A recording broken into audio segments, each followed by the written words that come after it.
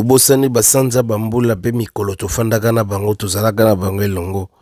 basila kotika biso Papa Wemba le grand cours musée atika asila kotika biso na défaut na muziki tozalaka toujours na souci na ye kolingaka toyokaka ta banzembo na ye me mikolo lezoleka ebele. Je pense mokolo Papa Wemba kufaka Jibe Mpiana azalaka na souci mingi po azalaka na idole na ye.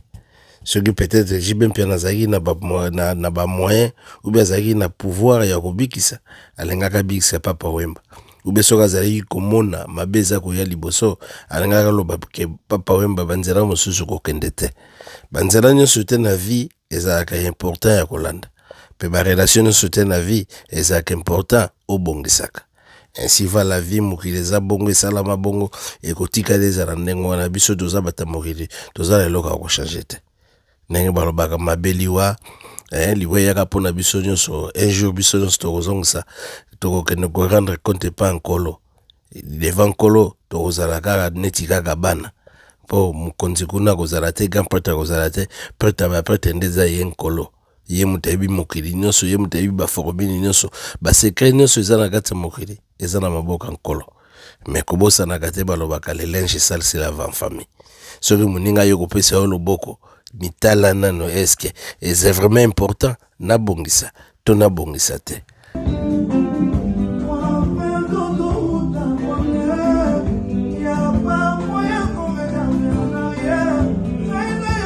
Motako sayote mbongo ezalaka toujours elengi esalaka ke makambo comme epe facile soko za na mbongo kozwa ba ouvrier belé ba kosalela yo pe yo machine ko kosala to kosoma machine esalaka yo mbongo c'est-à-dire mbongo ezalaka kaka bien sûr comme na mbongo ba projet belé et comme facile. N'oubliez pas Fally Ipupa za na concert na Madison Square Garden azape na Stade de France ezakoya mais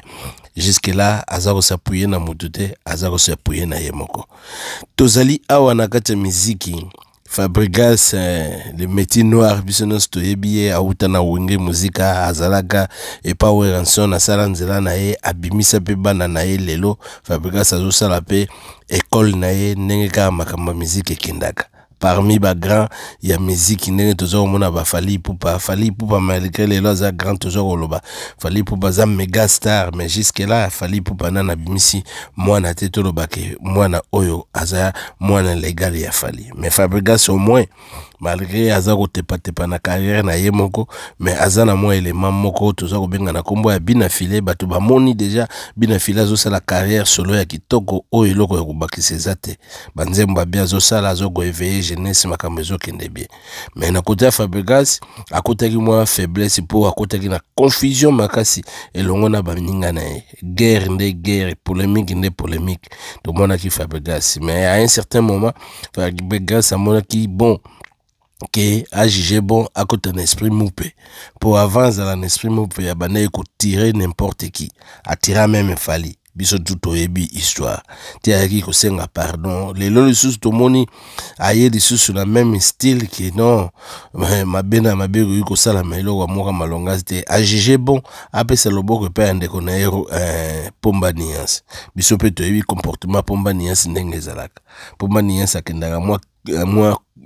quoi que n'a batte belé pour d'après yemoko asekwayaka c'est comme si aza homme véridique mais tu es vraiment l'olenge ya kati na été tout le monde ira Fabregas ya lobi que non il faut basala eloko moko na déplique mais na monde ndenge makambe kendaka na business tozotala business lelo tozotala tokomona ki Fabregas aza un peu avancé par rapport ya déplique Pomba Niance Fabregas moi makambe fandi moi ba structure fandi moi ba mituke ezali moi ba voyage basi na poto bana na poto tozomona makambe ngana misetuna na mituna ka toujours question comment Fabregas il fait tous ses dépenses mbongo wana nyonso et uta akana musique jusque là non on a vraiment réponse exacte mais ndenge balobaka ndenge bible lobaki na Deutéronome 29 tout ce qui est révélé za abiso o eza caché za abiso te mokili pe makambe belé mo pocha via mutu na kata kaye na yo eza te tozotala kana na musika ndenge balobaka nguba soko lingo na sama isuka suka poso e mataka likolo tozozela mukolo poso ko mata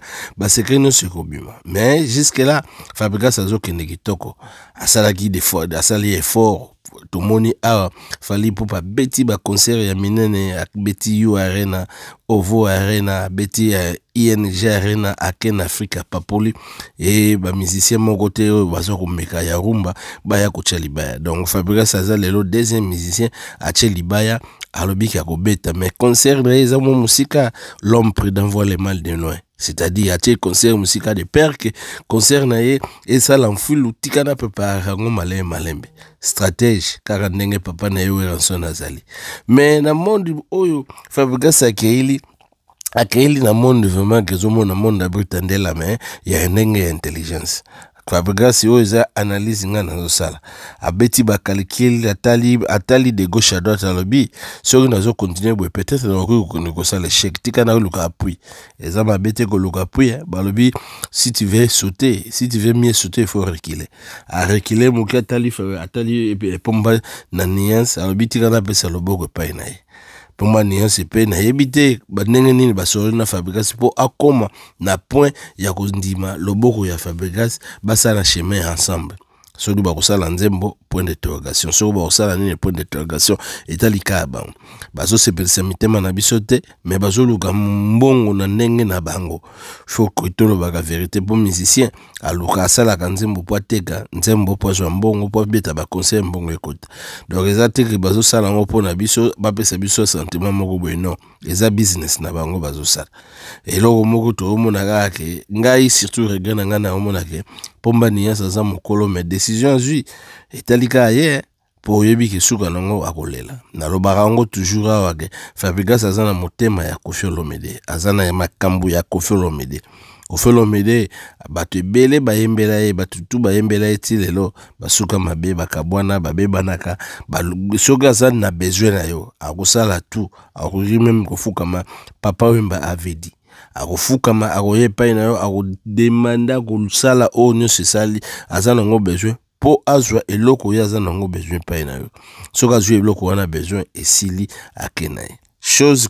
chose dit eloko Fabregas azosala sikoyo yango na génération mais omoni ntango boza ba jeune boza comprendre te mais peut-être na avenir kopesa bango raison topesa bango chance na pesi bango chance ba continuer nzela na pomba nuance basala nzela na bango bakende liboso. Je suis sûr et certain que Fabregas a promettre pomba nuance quelque chose peut-être to kabula mbongo tala mbongo kokota to kosala recette boye tala kaka ndenge tozaki na wenge to kubeta muziki bato basepela asali tout wana démarche wana esimbi bon oyebi toza banzambe te bakoki kosala mpe makambo batikali mpe libela makambo eke bien kosouete bango kaka bazala bien tokozala na baénergie positive négativité topesa bango toujours énergie positive. Fabregas akobeta Casino de Paris na août 2024 mais ndenge ezalaka mpona koprévenir mpo bato wenge lokutelekaka telema mingi masolongo ekoma deja na kati ya bacalcul toyebi sale wana eza sale ya 2000 place soki tosali probabilité ya recette Fabregas soki asali plein na ndenge tosali bacalcul plein wana ekoki kopesa 96 000 $. Donc, ils ont moins de 100 000 $. Comme na 100 000 $. Te kutu ba prix o na che na vimbisi ndeko vimbisa. C'est-à-dire na che liye boye. 300 places, ils na 100 $. 200 places, ils na 70 $. Et 1500 places, ils na 35 $. So, sali totalité nango wana nyosu. Ezo pesa mbongo eko pesa na sali wana na production wana eki kozala 96 000 $. Alors tala ba dépense ndenge katanaka voyage soit ba mikanda boye zongisa boye pesa boye na suka nango omona kaka musicien tamso abimi na 30 000 calcul nango wana so 30 000 ko tuta musu se belé pour oyebika to yebi pete soki sale ko sala plein ou bien ko sala plein te pour jusque là ne Nathalie totali kaka etekami déjà 18 billets etekami donc ba billet mususu ezana ne belé or salle il y a 2000 places ba tiongo peta mbele il fallait heroes a déjà sold out bon bonne chance na Fabregas et ça toujours peut sa énergie ça toujours positif et là qu'on a son bon sous mabe bah il fallait il faut qu'à vraiment un esprit moupé il fallait le catch kimia na Robinho Mondibu pour Robinho Mondibu finga été yé mutataka Robinho jusque là finga été yé kutu a déplacer ma parole et pas ya Dani ya Pombani ya simetala ndenge bazonga metala comportement na bango en vis-à-vis na Robinho Mondibu c'est-à-dire en quelque chose sur otali na musika au projeter bango na musika au monake relation na bango eza sincérité eza peut-être ba relation d'intérêt mutuna mutazota la d'intérêt na ye bon vie pesa constituer un intérêt et là on tout ça na vie za toujours un intérêt to pesa bango chance ba continuer